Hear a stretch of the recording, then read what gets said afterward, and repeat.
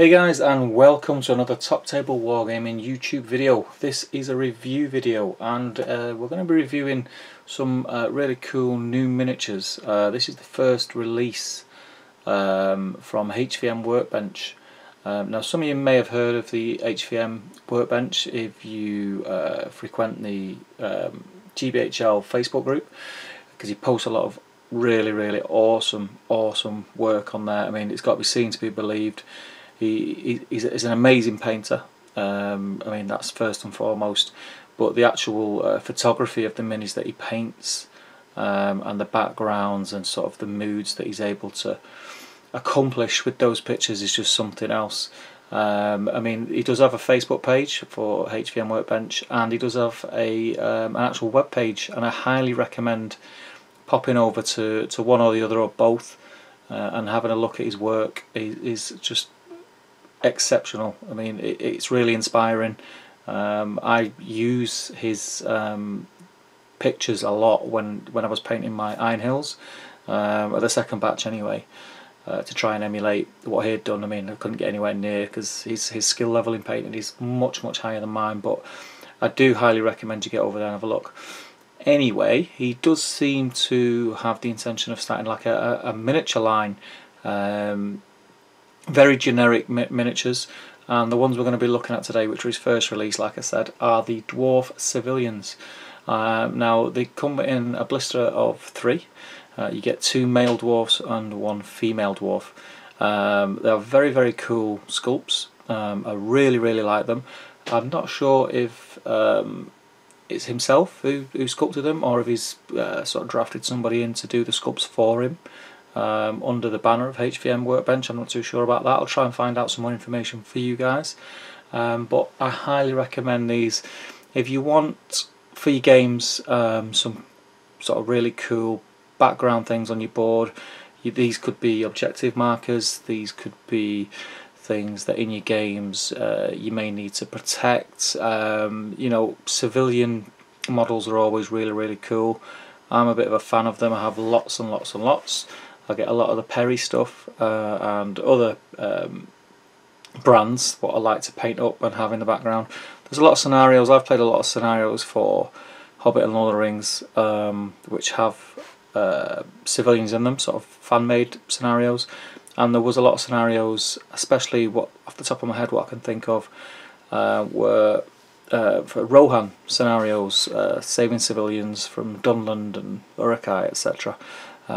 From the battle games in Middle-earth. So stuff like that's always really cool. It just adds a nice other aspect to your games, and obviously if those miniatures themselves look awesome, then that's all the better. So let's have a look at the sculpts. We'll start with one of the males first. So here we have a Dwarven Mail. He has a beard, as you can see.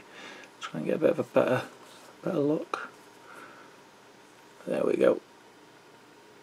So he has a beard, moustache, a bit of a plump belly, which you'd expect, and he is smoking a pipe. He also has a walking stick, so he's more of an elderly dwarf, kind of sort of politician-like, if you'd like.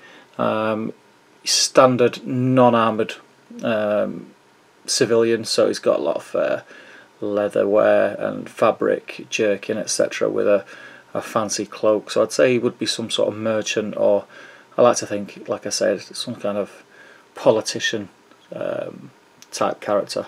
So that's really cool. The detail on them is really good. For first releases, it's awesome. I mean, it's up there with a lot of the bigger companies, and the fact for me that they're in metal is another plus, because I much prefer metal models. I don't know why. I think it's a nostalgia thing, because the resin models that are around these days are awesome, but I really like just having a metal miniature and just feeling the weight of it. Even though these are small, they still have that bit of weight to them, and they're very nice. So on to the second male dwarf. There we go. And this guy looks a bit younger. Still got the beard and the tash and the decorative sort of, I don't know what you'd call them, hoops in his beard, as you expect with most dwarves. He again, it looks a bit authoritative. He's got his hands on his hips. Nice detail on the cloak with the fur shoulder wear as such, and it looks like he has kind of jewellery around his wrists. So I'd say he's a figure of importance, maybe I don't know, a clan leader, or again a politician type figure. Really nice sculpt. Again, no armour, so it's a lot of fabrics and leather, but different to the previous one in many ways. It's a totally different cloak. The clothing's totally different. It's really nice. There we go. Really cool.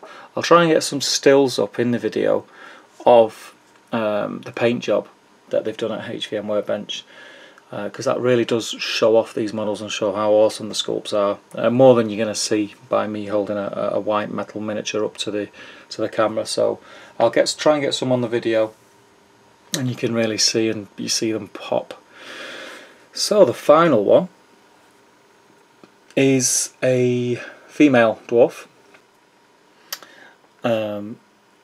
As you can see there, she's wearing a dress. I'll try and point out some of the details on this because this is my favourite out of 3. So she's got herself a little basket. She's probably been down to the market, done a bit of shopping. In this hand, not sure if you can see, she's got like a pouch, which I'm assuming will be of her monies. And then the dress itself, it's not really that feminine. I mean, I suppose it was intentional with it being a dwarf. It's more like a man in drag type dress with a cloak. Very fine work on the dress itself, but like I say, not that feminine. And she actually has, I don't know how well it's coming through, just here, where the hair comes down, like a sort of chin strap beard, not a full beard, but she does have chin straps. Can you see that? So, you know, as the famous Gimli once quoted, I think he said ladies with beards is something that is an attractive thing in the Dwarven world. So that's all 3 sculpts. Amazing sculpts, really happy with them, and I hope you guys are too. If you've picked these up or you're planning to, let me know what you think of them, and let's have a look at your paint jobs. So that's it for this review, guys. Get over to HVM Workbench on Facebook or their actual website. Show him some support. I'm sure he's got a lot of cool stuff coming in the future. And yeah, that's it. So we'll see you in the next video, guys. Keep on gaming. Take care.